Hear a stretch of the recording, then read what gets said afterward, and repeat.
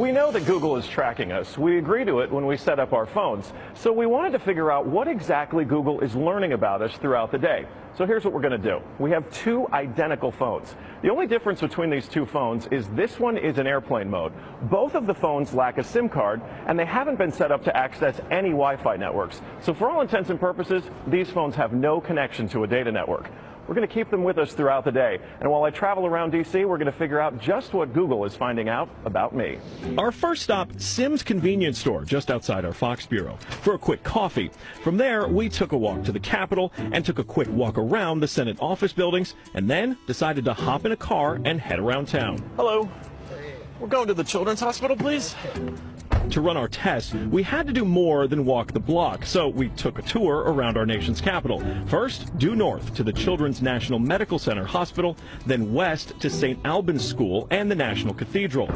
Our tour around town was a 14-mile journey that lasted more than an hour. The entire time, the phones had no access to the internet. Oh my goodness. Not a Wi-Fi connection and not any cellular data service. It almost seemed quaint to assume that Google wouldn't even be able to collect data on me. Let's head back to the bureau, my friend. Oh, that church is beautiful. Google's business model is simple. Collect data on its users and then use that data to sell targeted ads. It's a business model called surveillance capitalism. But does that critical data collection work even when your phones aren't connected? So we're back here at our Fox Bureau in D.C., and we've got both of our phones exactly how we left with them. The only difference, really, I snapped a couple of bad selfies at the National Cathedral. But otherwise, they have stayed in my pocket for the entire day. So let's find out what they know.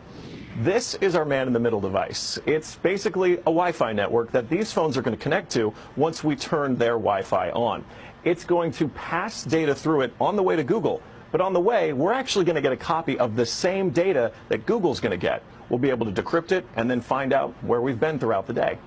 Within minutes, the numbers rolled in. The phone that wasn't on airplane mode registered more than 100 locations, 130 activities, and even 152 barometric readings. As soon as it hooked up to our Wi-Fi, it transmitted 300 kilobytes of data straight to Google.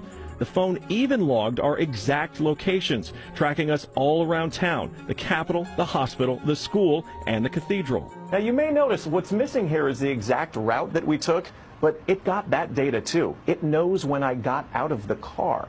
The metadata has a time log down to the very second, tracking everything when they think that you're walking, riding, and yes, even getting out of the car. Okay, so you're thinking, this isn't a big deal. I'll just put my phone in airplane mode. Yeah, we thought of that too. This is the other phone that we had with us that no SIM card also remained in airplane mode the entire time.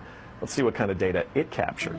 The phone with airplane mode activated actually logged more locations and activities than the other phone, and it also transferred hundreds of kilobytes of data to Google as soon as it was activated. The only thing that's missing from this map is our stop at the Children's Hospital, but it still knows we were there. There it is. Exiting vehicle, 100% accuracy. Through complicated user agreements and free software, Google gets users to sign away their privacy for nothing. They're even following you in the places that most people would expect total privacy: government buildings, a children's hospital, a private school, a church. Every move you make, every step you take, Google is watching you.